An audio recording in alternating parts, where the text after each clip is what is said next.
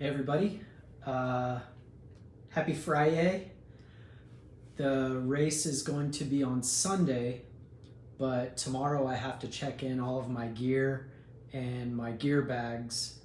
I have to do that tomorrow morning, so I'm getting them all ready right now.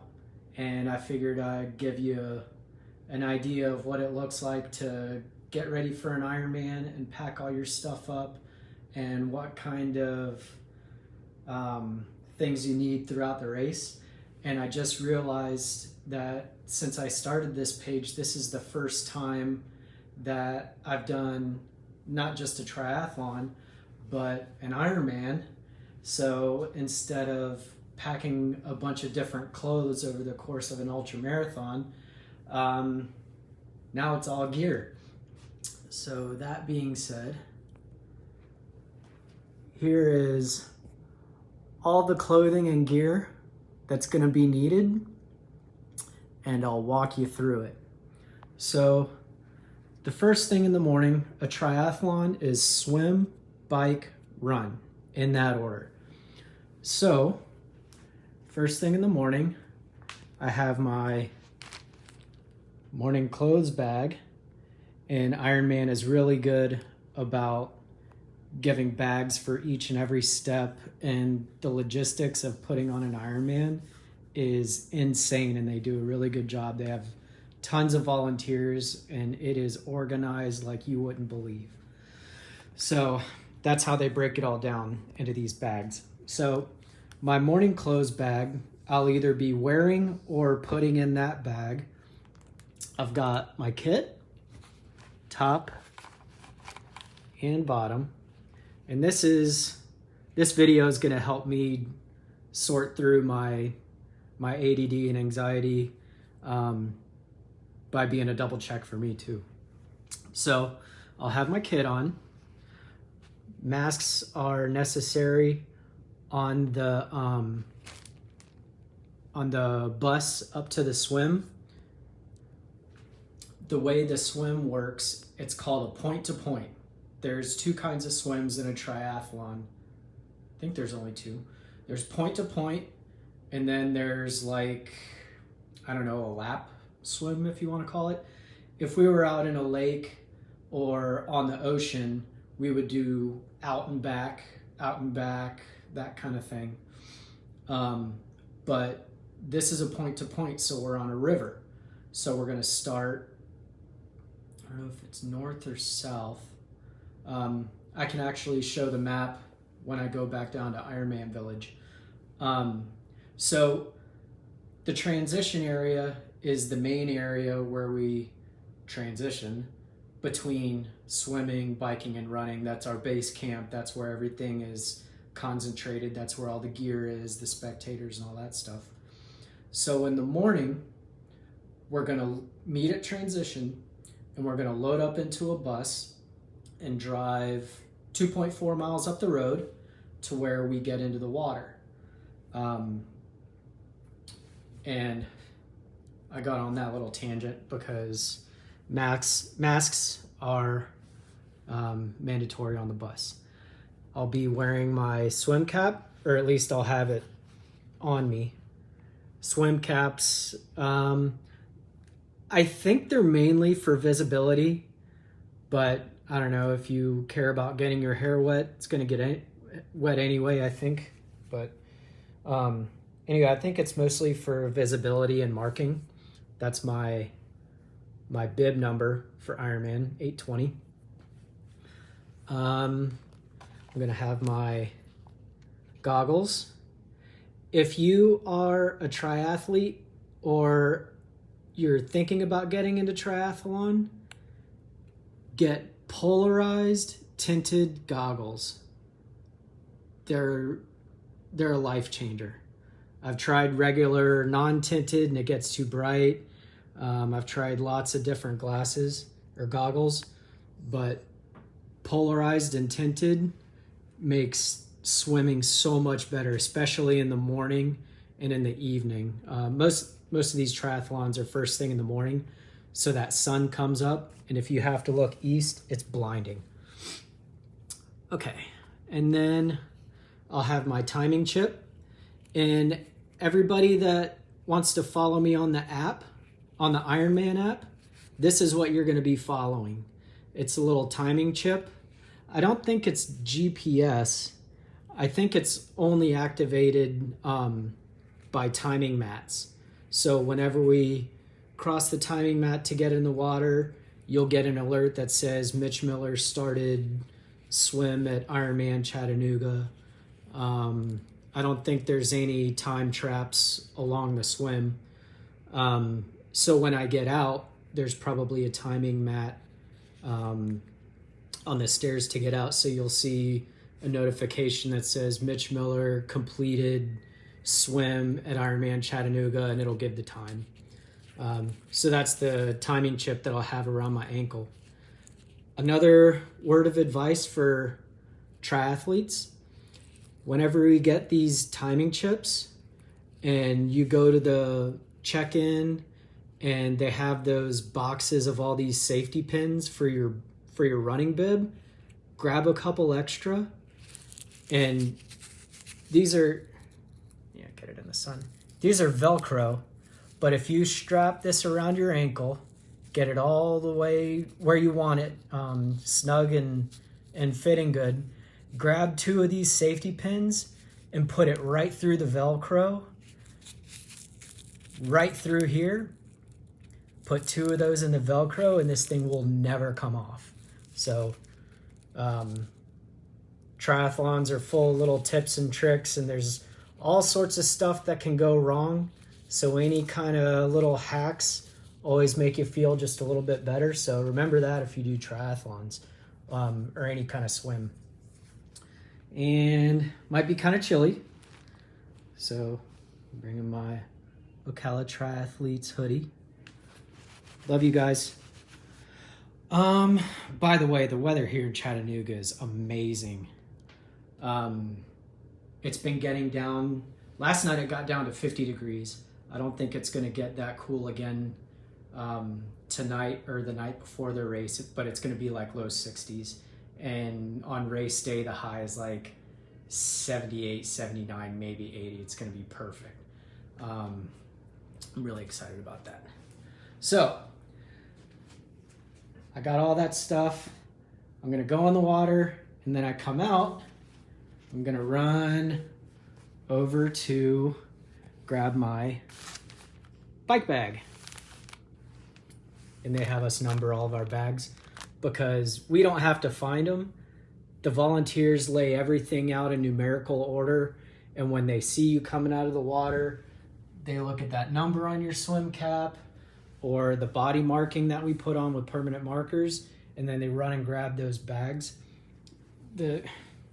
I'll say it over and over again, Ironman volunteers are the best. Okay, so I'll grab my bike bag.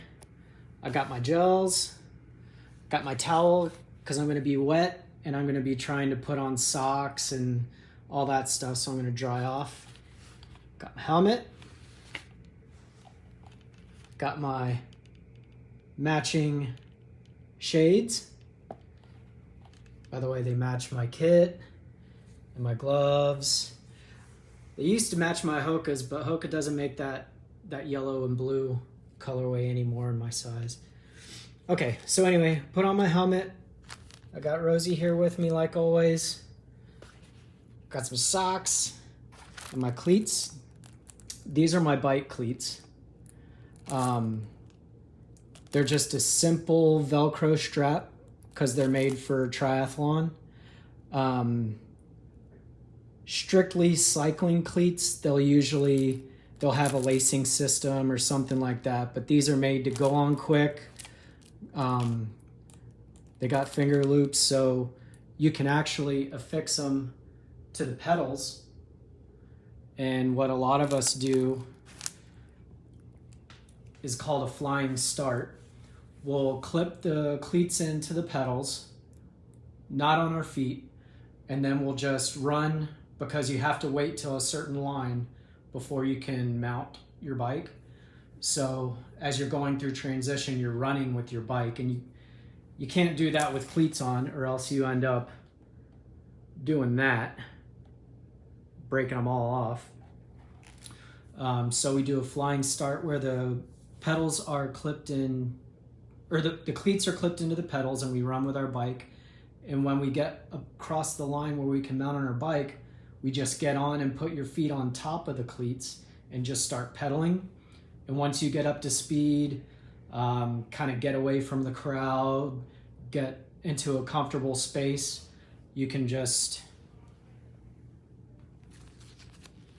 grab with that finger loop. They'll be open already. Just slide your foot in, strap it over, and you're strapped into your bike. So that's a flying start. And then whenever we get off the bike, it's the opposite process. You tear open the Velcro, slip your foot out, put your foot right on top of it, and just pedal like that. And then when you're ready to jump off the bike, you jump off the bike, and you don't have to run and transition with your shoes again. Okay, so back to the packing list. There's plenty of porta potties along the way, but you never know. In case of emergency, always bring toilet paper. Even if there is a porta potty, you never know if it's gonna have toilet paper, or if someone drops the roll of toilet paper in some water and it's all nasty. Nice, clean, 2-ply, soft Charmin Ultra at all times. If it's kind of chilly, I've got my thermal gloves that match my glasses and my kit. And I'm gonna have my water bottles. They fit onto the back. You can see, I'll go over there and show you the bike in a minute. I got the little hydration containers, or the little brackets to hold the hydration. So the bike will be waiting for me, and that's where they'll go. And these, oops, that one's kind of loose. Triathlete's best friend, CO2 cartridges. It's my little toolkit. These get affixed to this little valve. If you get a flat,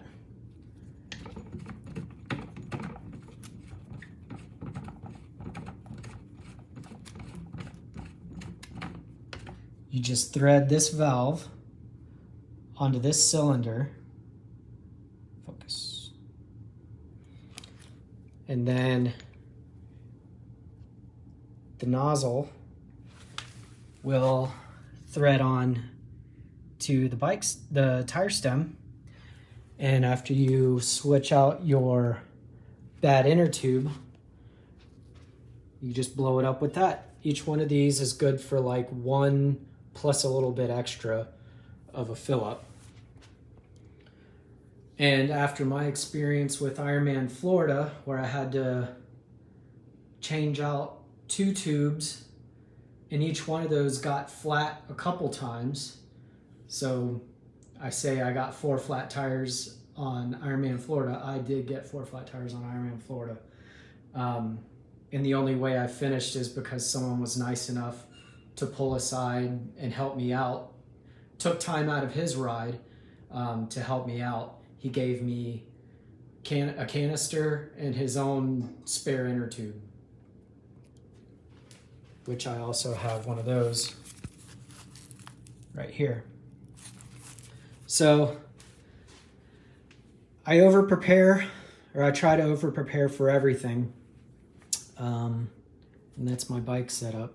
Oh, this is my little speed fill system. What you do with these is I'm gonna have, say I'm going along and I've got this full of Gatorade.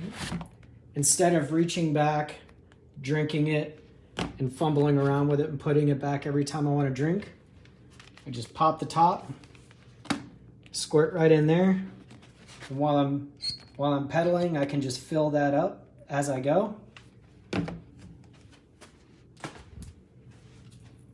And it's got a little tube that goes right up to a bite valve, so I don't even have to get up out of aero position to drink. So that holds 40 ounces, And along with my 2 water bottles, I have an 88 ounce capacity. That's like 40 ounces short of a gallon of hydration on my bike. So I can go a pretty long way without refilling. So that's the bike bag. And they give us these special needs bags. You get one for the bike and you get one for the run. And they drop these halfway through. So this one, the bike is 116 miles. So at mile 58, I'll be able to go to my special needs bag, and I'm gonna mix up my Gatorade later on, so it's not sitting.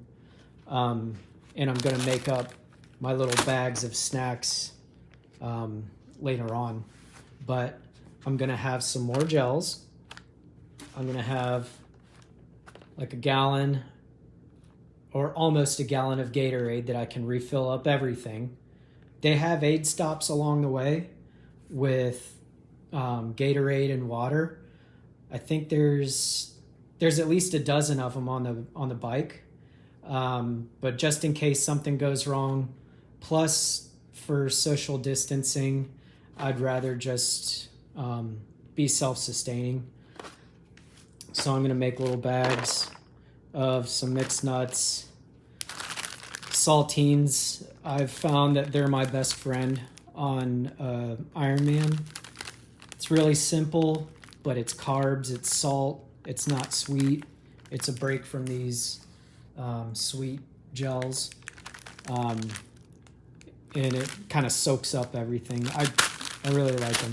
So I'm gonna make a bag of saltines for myself and mixed nuts for the bike. And I'll probably throw a couple snack bags in my bike bag too, so I have them at the beginning. So then, after I get off the bike, I will go to my run gear bag, which I'm gonna have my bib, 820 again. I got my Hokas. I've got a couple extra bottles in case I lose any on the bike.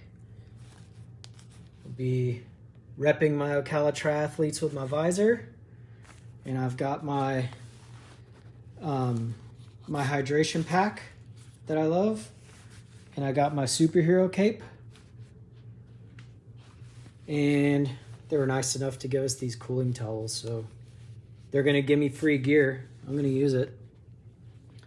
So, and I'm gonna be putting this on in the morning, my trusty Shuggy Company Naughty Bits and Pits anti-chafing. I see Olivia is watching right now. Thank you, Olivia, I love you. I'm gonna be putting that on in the morning, but by the time I get to the run, it's gonna be about 7 hours later. So a lot happens in those 7 hours. And it's not just for chafing between my legs. I also, because the kit's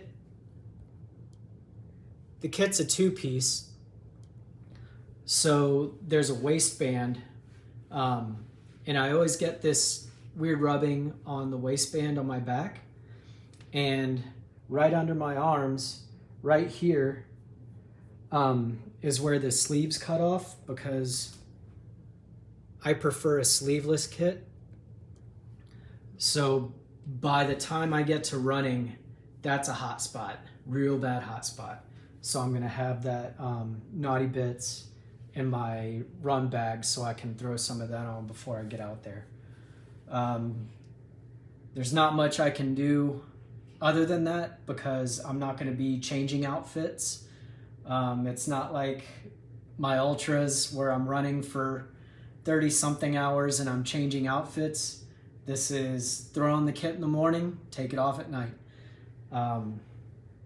So I might throw some on, but the kit is very firm fitting all over, so there's no real rubbing spots on my legs. Everything's covered pretty well. And they gave us this kinesio tape, just as some free swag. I've never really been much of a believer in the concept of kinesio tape, kind of like astrology or gluten allergy. I don't really believe in it. But I might put that under my arms to stop that chafing. Who knows? A lot can happen out there, and at least my brain goes all over the place. Sometimes it works, sometimes it doesn't. So if I think about it, I'll put it on. If not, I'll definitely have my Naughty Bits. And like the bike, we have this run special needs bag that's going to be there at the run is 26.2 miles, so this will be at 13.1 miles. And it's going to be kind of like my bike special needs bag. I'm going to make a couple little baggies of some mixed nuts, some saltines. Saltines come in real handy in the run. They're just really simple and they make me feel better. And I'm going to have some more gels.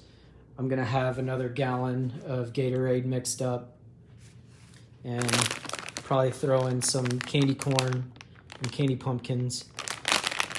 And just like my bestie Autumn that couldn't make it, you're still going to be there with me, Autumn. Love you.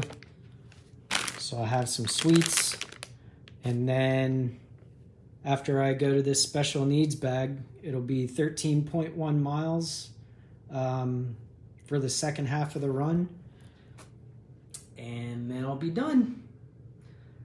So that's what goes into the logistics for not necessarily every triathlon, but definitely an Ironman. The swim, with the current in the river, the swim's going to take somewhere between an hour, hour and a half. I would have to look at my chart. Hour and a half. The bike is 116 miles and it's kind of hilly, so it might take 5 to 6 hours depending on how things go. Definitely not less than 5. I don't think I've done 100 miles in less than 5. I'd have to look, but I want to try and guess conservatively just in case. It kind of stinks because it's there's a lot of elevation on the course, but what I'm thinking to get me through it is there's a lot of uphill, but for every uphill there's a downhill. So that's how I'm going to stay optimistic about the bike. So that'll be about 5 to 6 hours, and then the run, I'm going to go for it in the run. I always try and stay conservative, and like I said, a lot can happen on the course, but I'm hoping that I'll feel good by the end of the swim and the ride, and I know I've got a good enough running base where if I'm feeling good, I'm going to go for it. I'm going to try to run a 4-hour marathon. I don't know if I'll get 4 hours or just over, but if I'm not going to leave anything in the tank, I'll just say that. So I'm going to try and finish the whole thing in 12 hours. So like I posted earlier, swim start is about 7:30 and sunset is just after 7:30. So the goal on Sunday is going to be a daylight finish.